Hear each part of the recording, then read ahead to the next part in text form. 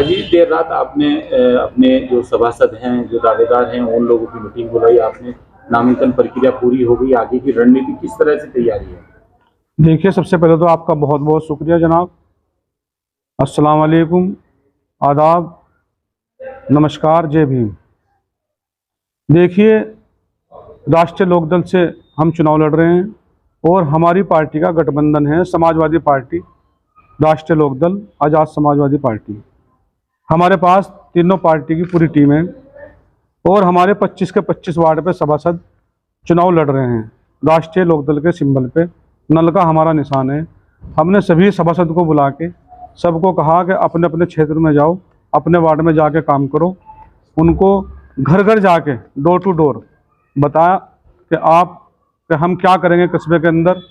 जो गंगो बदहाल है 70 साल से, लड़ाई हमारी बदहाली से है और सबसे संपर्क किया जाएगा पूरे कस्बे की आवाम से कि आप डोर टू डोर जाके वोट मांगने का काम करें, उनसे अपील करें।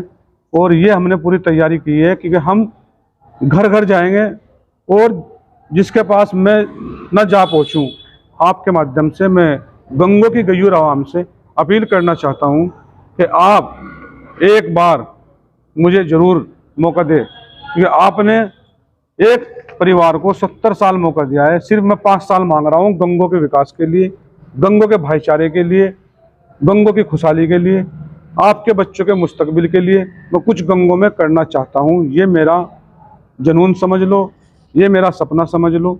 मैं कुछ करना चाहता हूँ गंगो के अंदर। नगर के अंदर क्या योजनाएं आपने तैयार की है? क्या आपने अपना घोषणा पत्र कोई तैयार किया है जो आप नगर के अंदर, अगर जनता ने आपको मौका दिया? देखिए, अगर गंगो की जनता ने मुझे मौका दिया, मैं फिर सबसे कहना चाहता हूँ, गंगो के गरीब, मजदूर, अमीर, हिंदू, मुसलमान, दलित, सबसे मेरी अपील है और ये मेरा घोषणा पत्र है गंगो के अंदर। गंगो नगर पालिका में सबसे पहले 4 एम्बुलेंस हम खरीद के नगर पालिका को देंगे। पहली ही बोर्ड की मीटिंग में एम्बुलेंस पास करा के नगर पालिका को देने का काम करेंगे, क्योंकि जो गरीब आदमी है, जिनकी हैसियत नहीं है दिल्ली ले जाने के लिए और चंडीगढ़, पीजीआई और एम्स ऋषिकेश, क्योंकि बहुत से लोग अपने पेशेंट को लेके उनके पास व्यवस्था नहीं होती ले जाने के लिए, तो हम सबसे पहले ये काम करेंगे कि एम्बुलेंस नगर पालिका को देने का काम करेंगे। पूरी गंगो में सीसीटीवी कैमरे लगवाए जाएंगे, क्योंकि चोरी की बहुत घटनाएं हो जाती है, मोटरसाइकिल चोरी हो जाती है, पुलिस के सामने भी दिक्कत होती है। सीसीटीवी कैमरे हैं लेकिन जितने होने चाहिए वो इतने नहीं है, तो हम पूरी गंगो में सीसीटीवी कैमरे लगवाने का काम करेंगे। और जैसे स्मार्टफोन है, आजकल के जो युवा है, बच्चे हैं, वो फ़ोन से उनको इतना लगाव हो गया, इंटरनेट की ज़रूरत पड़ती है, तो वाईफाई हम कस्बे को फ्री देने का काम करेंगे। नई कॉलोनियाँ बस गई हैं, काफ़ी लोग बाहर से आ गए कस्बे के अंदर, लोगों ने प्लाट लिया, मकान बनाए और वहाँ पे विकास पहुँच नहीं पाया। वहाँ पे सड़कें नहीं है, नाली नहीं है, खंबे नहीं है। उनको हम सड़कें बनवाने का काम करेंगे, उनकी नाली बनवाने का काम करेंगे, उनको बिजली का, जहाँ पे खंबे नहीं है, बिजली पहुँचवाने का काम करेंगे। जो भी सुविधा है शहर की, कस्बे के लोगों को, वो भी उनको देने का हम काम करेंगे बिना भेदभाव के। गंगो के अंदर जल भराव की समस्या बहुत ज़्यादा है, पानी की। आप सबको पता है, आप लोगों ने देखा है बरसात का माहौल क्या है। उसकी समस्या जो पानी की जल भराव की है, उससे भी हम निजात दिलाने का काम करेंगे। ये हमारी प्राथमिकता में पहले नंबर पे है, जल भराव की समस्या। जैसे राशन कार्ड, पेंशन, वृद्धा पेंशन, विकलांग पेंशन, और जिनकी पेंशन बंद हो गई उसको हमारी टीम ये काम कराने का काम करेंगे। जिनकी पेंशन नहीं है उनकी पेंशन बनवाएंगे, वृद्धा पेंशन दिलवाएंगे। युवाओं के लिए जो गंगो में स्टेडियम की ज़रूरत है, मैंने उसके लिए जयंत चौधरी से भी बात की थी और जो हमारे नगर पालिका के ईओ साहब है उनसे भी हमने ज़मीन मांगने का काम किया था। गंगो के अंदर हम ऐसा स्टेडियम बनवाएंगे जैसे सहारनपुर के अंदर स्टेडियम है, वहाँ बच्चे तैयारी करते हैं और जब वहाँ तैयार होकर जाते हैं युवा बच्चे, उनको मौका IPL में या इंडिया की टीम में खेलने का मौका मिलता है। स्पोर्ट्स को बढ़ावा देने का काम करेंगे हम, क्योंकि खेल मैदान बहुत ज़रूरी है। यहाँ पे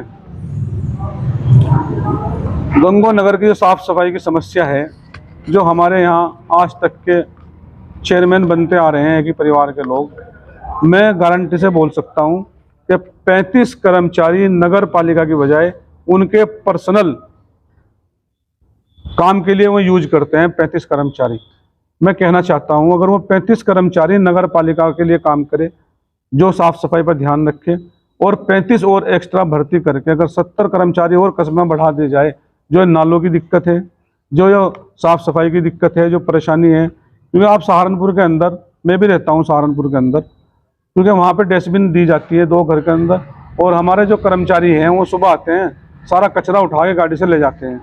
तो जब कचरा घर से ही उठा लिया जाएगा तो कहाँ गंदगी होगी? कहीं नहीं होगी। हम ये काम करने का काम करेंगे कि सबको डस्टबिन दी जाएगी और कर्मचारी घर पे जाएगा, सारा कचरा गाड़ी से उठा के और कूड़ा घर जो बनाया है उसमें जाने का काम करेंगे। पानी का फिल्टर पानी, जो गुलाम मोहल्ले में आपने देखा होगा पीछे कलंदर चौक है, कितने बच्चे बीमार हो गए क्योंकि पानी साफ पानी नहीं मिलता। तो हम उनको फिल्टर पानी कस्बे के अंदर देंगे, साफ पानी देंगे पीने के लिए, क्योंकि पानी बहुत ज़रूरी होता है। जो पानी अगर अच्छा नहीं मिलेगा तो इंसान बीमार हो जाता है, बच्चे बीमार हो जाते हैं। हम इसका खास ध्यान रखेंगे, साफ सफाई का और पानी का। गंगों की जनता को जागरूक करेंगे, शिक्षा पे हम पूरा काम करेंगे।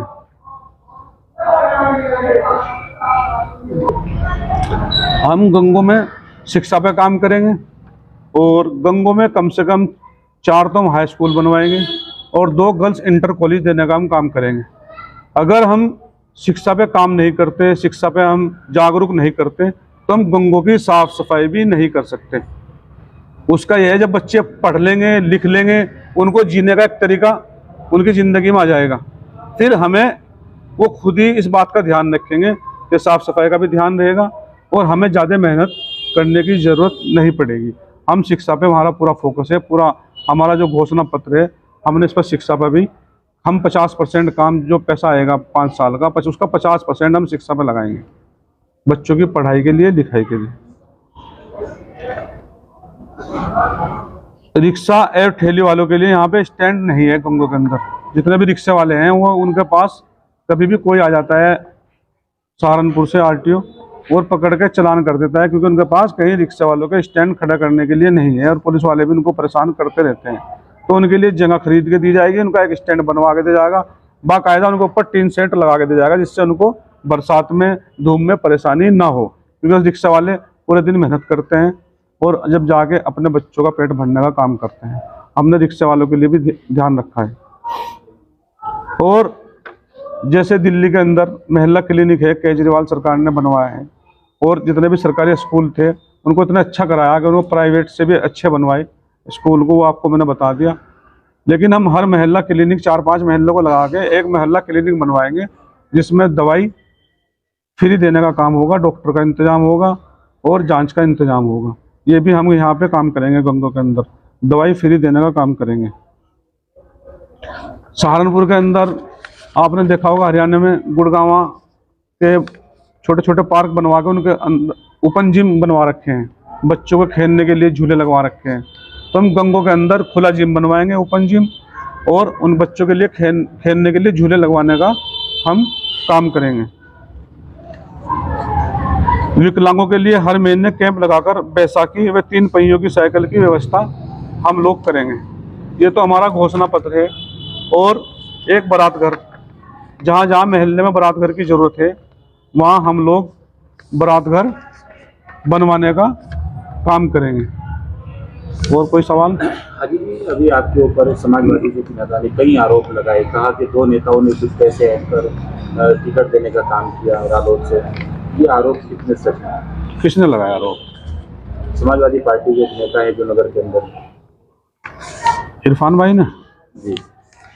अच्छा, देखिए, जब 2017 में चुनाव लड़ने की प्रक्रिया चल रही थी कि 2017 में नगर पालिका का हम लोग चुनाव लड़ेंगे और पिछड़ी जाति में सीट आ गई, तो हमारे समाज के जिम्मेदार लोगों ने एक मीटिंग बुलाई मदरसे में, आरएम में, जो स्कूल है आरएम के नाम से, वहाँ पे एक मीटिंग बुलाई और बुला के निर्णय लिया कि भाई हम जो लोग मांग करेंगे नोमान मसूद से और टिकट मांगेंगे। तो उसकी एक कमेटी बनाई, वहाँ पे नौमान मसूद के पास टिकट मांगने के लिए गए, उसमें हम तो थे नहीं, जो उनकी पार्टी के लोग थे वो लोग गए, टिकट मांगा कि हमारी बिरादरी को टिकट दे दो, तो नौमान ने देने से मना कर दिया। फिर दूसरी मीटिंग हमारी, साबिर है, साबिर मेरा साडू जो है हाजी मूसा का लड़का, तो साबिर भाई का यहाँ मीटिंग हुई उनके मकान पे, और सारी बिरादरी के जिम्मेदार लोग कस्बे के वहाँ पे इकट्ठे हुए, और इकट्ठे होकर ये तय हुआ कि इरफान भाई को और हाजी सलीम को दोनों को एक कमरे में भेज दो, 5 आदमी, 3 आदमी हमारे साथ और थे, 3 या 4, मुझे याद नहीं, शायद 4 लोग और थे, कि भाई जो भी कमरा बंद करके ये तय कर लेंगे वो चुनाव लड़ने का काम करेगा। जब मेरा नंबर आया तो मैंने इरफान भाई से कहा कि आप चुनाव लड़ो, मैं आपके साथ हूँ और आप चुनाव को लड़ो। तो इरफान भाई ने मना कर दिया कि मैं आज़ाद चुनाव नहीं लड़ूंगा, ये तो चुनाव हारने वाला है, चुनाव में नहीं लड़ूंगा। मैं झूठ नहीं बोल रहा, आप पूछ लेना। इरफान भाई ने खुद मना किया। तो फिर जो और लोग थे उन्होंने मुझे कहा कि भाई हाजी जी आप लड़ो चुनाव। जब 4 लोगों ने मुझे कहा, मैंने कहा चलो ठीक है मैं लड़ूंगा। हमारा वहाँ साबिर भाई के मकान पे चुनाव लड़ने का पूरा काम हो गया। और जब लोकदल पार्टी का कहीं कहीं दूर तक भी ख्याल नहीं था राष्ट्रीय लोकदल का, तो इरफान भाई ने अपने घर बुला के सुमित है एक बीनपुर के, उन्हें बुलाया कि हम आज़ाद क्यों लड़े, हम सिंबल पर लड़ेंगे। और सिंबल हमें इरफान भाई ने और सुमित भाई ने दोनों ने अपने घर पे ही हमें दिया कि आप राष्ट्रीय लोकदल का सिंबल लो और चुनाव लड़ो। ये तो पार्टी ज्वाइनिंग करने की बात आ गई। और जो आप बता रहे पैसे देने का मैंने काम किया भाई, यानी आपको सियासत में लेकर आने वाले इरफान अली। हाँ, उन्होंने ज्वाइनिंग कराई, उन्होंने ही चुनाव लड़वाया, पूरा चुनाव उन्होंने खुद लड़ा इरफान भाई ने, जब तो मुझे इतनी नॉलेज भी नहीं थी चुनाव लड़ने की। और रही पैसे की बात, देने की लेने की, देखो भाई रमजान चल रहा है, अल्लाह देख रहा है, कोई आदमी साबित कर दो, मस्जिद में आ जाओ, कुरान शरीफ पे हाथ रख लो और ये बता दो कि भाई मैंने पैसे दिए आंसू भाई को या रुद्र सेन को या इंदर सेन को, अगर मैंने 100 रुपये भी टिकट के दिए हो, वो कोई भी आके नेम कर लो, या मुझे मेरे से 4 आदमी आगे ईमानदारी से ला इलाहा इल्लल्लाह मुहम्मदुर रसूलुल्लाह कि मेरे से पूछ लो आगे भाई, अगर मेरे पर यकीन हो मैंने किसी को 1 रुपया नहीं दिया, ये बेबुनियाद आरोप है। 100 रुपये भी नहीं दिए, क्योंकि मैं जब से राष्ट्रीय लोकदल में पढ़ा हूँ और ये राष्ट्रीय अध्यक्ष का निर्णय है कि उन्हें मुझे चुनाव लड़ाना था। जब मेरे नेता का आदेश है तो मुझे लड़ना पड़ेगा चुनाव, और 1 रुपया भी मैंने किसी को नहीं दिया। और इरफान भाई की और हमारी ये बैठ के बात हो गई थी, मुजाहिर राणा जी के घेर में भी बात हो गई थी, और अभी 20 दिन पहले भी बात हो गई थी कि भाई जिसका टिकट होगा वो चुनाव लड़ लेंगे। इरफान भाई का चुनाव टिकट होगा तो वो लड़ लेंगे, मेरा टिकट होगा मैं लड़ लूँगा। इस बात को हम दोनों सहमत हो गए थे। अब ये चुनाव लड़ रही है मेरी भतीजी, ऐसी इरफान भाई की भतीजी जैसी मेरी भतीजी। मैं तो इरफान भाई से रात कहा था आप सिर पर हाथ रख देना, वो मेरी भी भतीजी है और आपकी भतीजी है। और लोग उनको इस तरह की बात बता रहा है, जो उनको ये बात बता रहा है पैसे वाली, वो गलत बता रहा है उनको, कोई उनको उकसा रहा है। मैं तो देखिए समाजवादी पार्टी और राष्ट्रीय लोकदल का गठबंधन है, इसमें आज़ाद समाज पार्टी भी है, 3 पार्टियों का बड़ा गठबंधन है। और मैं सबसे कहूँगा साथ मिलके एकजुट होके ऐसी कोई। क्या लगता है इरफान अली द्वारा आपको कोई आश्वासन दिया गया, उम्मीद है आपको? हाँ, मुझे पूरी उम्मीद है, हमारे बीच में ना तो कोई लड़ाई कलती है ना आज है। और मेरा ऐसा मिजाज है, मैं इन चीज़ों पर विश्वास नहीं रखता, ठीक है। और मैं किसी के खिलाफ कभी भी कोई शब्द ऐसे नहीं बोलता कि किसी को वो बात की बुरी लगे, ठीक है नहीं, क्योंकि इंसान को कभी ना कभी मिलना पड़ता है, सलाम दुआ होती है, तो इतनी बात नहीं होनी चाहिए कि बहुत दूर तक चली जाए, ठीक है। मैं सबसे कहूँगा एकजुट होकर चुनाव लड़े। गंगों की आवाम इस बार बदलाव चाहती है, वो चाहती है कि भाई एक नए आदमी को मौका दिया जाए। और भारतीय जनता पार्टी यहाँ पे चुनाव लड़ रही है, वो तीसरे नंबर की लड़ाई है, उसका कोई मैटर नहीं है कहीं से कहीं तक भी भारतीय जनता पार्टी। देखिए मैंने आपको अपना घोषणा पत्र भी सुना दिया पढ़ के, और जो आरोप लगे वो सब निराधार है, उसकी कोई सच्चाई नहीं है, वो भी मैंने आपको बता दिया। और जो भी समाजवादी पार्टी, राष्ट्रीय लोकदल, आज़ाद समाज पार्टी के समर्पित कार्यकर्ता है, मुझे पूरी उम्मीद है वो मेरा साथ देंगे।